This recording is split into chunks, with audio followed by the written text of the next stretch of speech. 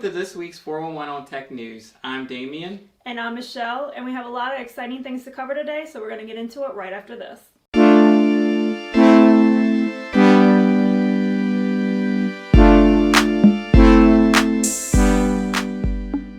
Okay, first up, at WWDC last June, Apple discussed its Apple Tracking Transparency feature coming to iOS 14. While iOS 14 launched in the fall, Apple wants to give developers more time to implement the required changes, delaying the feature release until 2021. Apple recently provided an update stating that the feature will be available in early spring. This feature will require app developers to ask users for permission to track and share their identifier for advertisers, or IDFA. A user's IDFA allows third-party advertisers to track their data across apps and websites to provide a user with more targeted ads. Currently, you have the option to opt out of sharing your IDFA with all apps, but with this new app tracking transparency feature, Apple is switching to an opt-in model on an app-by-app basis. So when a user launches an app, they will receive a notification asking if they want to opt in. With data privacy continuing to be a growing concern, this is a good step forward for Apple, so be looking out for that this spring.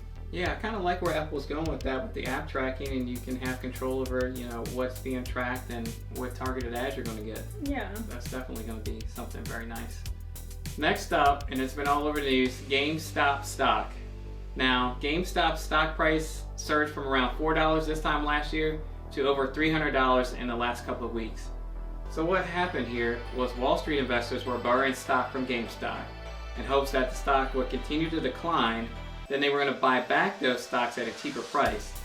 Then they would profit the difference. However, savvy investors from the subreddit Wall Street Bets saw this shortcoming early and started buying up GameStop stock, easy for you to say, at a cheaper price. This caused the value of the stock to soar, and those Wall Street short sellers had to buy back the stock they had borrowed quickly before they would suffer even greater losses. Yeah, this has definitely been a crazy story. Yeah, this is all quite interesting, and I hope this means good things for GameStop's future viability. I mean, the value of the company has gone up, based on all this stock buying. The subreddit group behind this unprecedented surge in stock price is Wall Street Bets. And we'll just have to see where this story goes. I know a number of government officials are looking into it, see whether it's legal. It's just a crazy story. Yeah, definitely. In other tech news, for all you iPhone and iPad users out there, you might not want to put off the most recent iOS 14 update. The update addresses two new security flaws recently reported by an anonymous researcher that could allow hackers to remotely gain access to some Apple devices. One of these vulnerabilities can be compromised by users simply browsing the internet, as it compromises the web browser engine used by Safari. The other is a kernel vulnerability that could likely elevate user privileges. As these vulnerabilities are very serious, Apple is recommending that you update your devices right away. Another tech news item we found interesting was Plex launching their arcade feature. Ever wish you could play all your retro games anywhere, anytime? Well, that's exactly what you can do with Plex's new arcade service that just launched. Now you can play classic console games via streaming on Android devices, either Android mobile or Android TV, iOS, tvOS, or a Chrome browser, and you can pair this with most Bluetooth controllers. Now the Plex Arcade comes with select classic Atari Arcade, Atari 2600, and Atari 7800 games. But you also be able to add your own ROMs and emulators to the Plex Arcade library. Now there's a 7-day free trial, then after that it's $2.99 for Plex Pass members and $4.99 for regular Plex members. So, I wish it was free with Plex Pass. That would have been really awesome, but it'd still be cool to have one server set up and then be able to stream your games out to multiple devices. So you could play your classic games on a tablet, anything that can run Plex. So we'll just have to see if the Plex Pass members will have this feature included at no extra cost in the future, but at the first glance this looks pretty cool. Now this is good news for people out there that watch a lot of Netflix on their Android devices. Netflix will now support extended HEAAC with MPEG-D DRC on Android devices. Now all that jargon means is It provides focus on audio aspects such as loudness, dynamic range, and peak volume, which will provide a unique sound profile for different genres. So each genre will offer a uniform audio experience, and you won't have to adjust the volume or EQ when you switch between content. Now, Netflix has already started to roll out the update, and it will be available on Android devices running Android 9 or newer.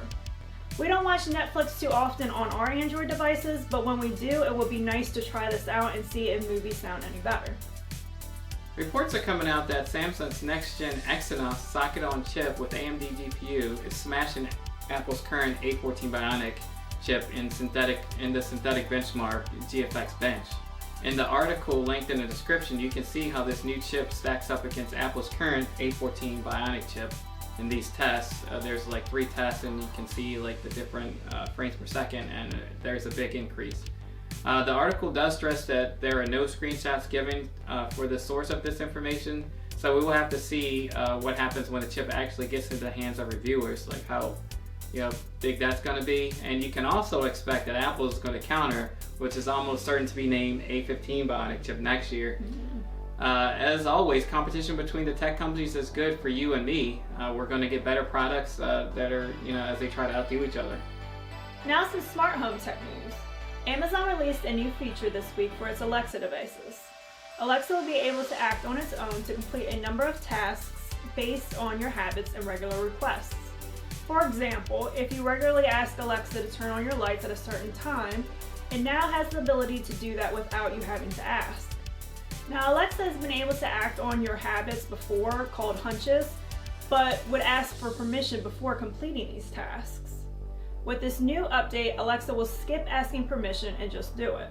Now, this might pose some concerns. However, Amazon says this is an opt-in feature that you can turn on in the Alexa app, and it allows you to toggle automatic actions on and off for each device.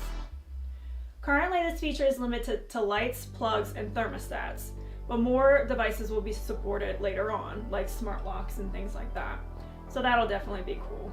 And if you're interested, it will give you a little more automation in your home automation. This next story will be of interest to all you retro gamers out there. There is a new chapter to the launch of the Polymega. It's not a good one. The Polymega is a console that uses emulation to play retro console games from the NES, SNES, Genesis, PC Engine, PlayStation, Saturn, and the Neo Geo CD. So the console also allows you to save the games or like rip them to store, so you don't have to use the physical media, which is good for those CD-based games because CDs have limited shelf life and they're going to start degrading. Well, Walmart pre-orders currently aren't going to be fulfilled. According to Polymega, the company behind Polymega, they have reached out to Walmart to figure out what's going on, but however, Walmart has not responded.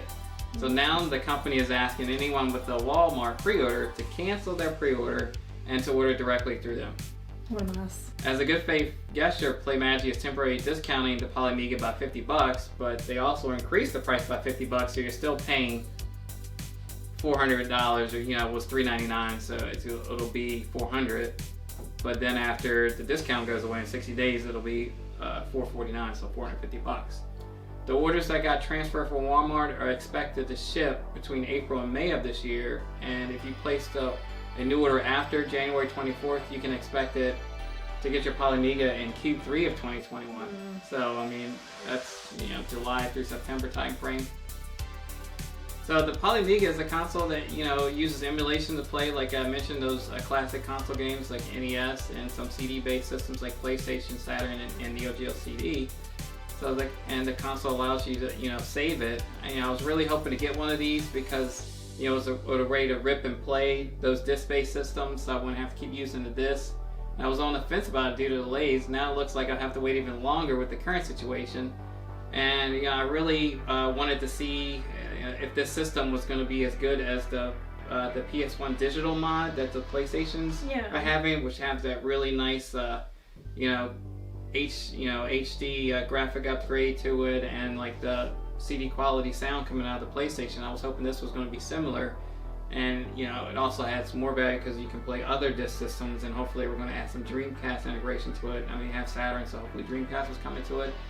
But, you know, this is just another twist and turn. I mean, I hope that companies are going to be able to fulfill these orders. I mean, they were going through Walmart because it was, you know, a bigger company able to fill these orders, and now they're going to do it directly by themselves. So we'll have to see. I mean, from what the reviewers said, you know, the product, even though it's emulation, it does what they say it does, and I like the ripping feature because then you can just have all your library backed up.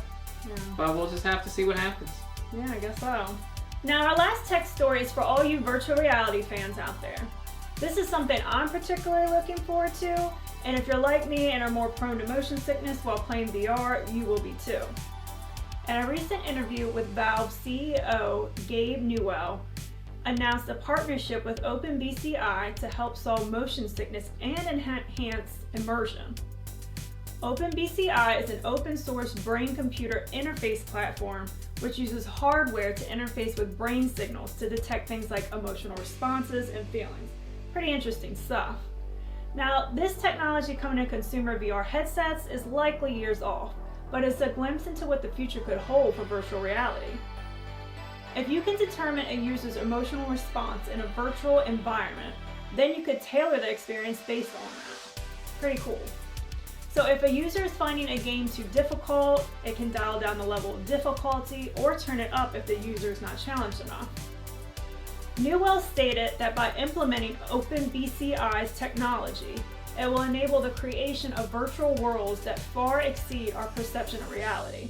So we're kind of getting into Ready Player One arena here. Or the Matrix. Yeah, or the Matrix. On the topic of motion sickness, Valve thinks OpenBCI can help with that too, stating that the technology could be used to artificially suppress a user's sense of vertigo. I personally really enjoy playing virtual reality, but there's a lot of things that I can't experience because I know I'll just get sick. So if this technology can stop me from getting motion sickness, I think that would be great. Yeah, like riding on a virtual roller coaster where you go upside down, or flying in a jet or something where you're, you know, going upside down. Yeah, this can greatly help those experiences. I'm all for it. Yeah, and like I said, it's probably years in the future, but yeah, I'm definitely looking forward to that. These were our tech news stories in this week's 401 on Tech News. We hope you liked them and found them informative. Please remember to like and subscribe, and we'll see you guys in the next one.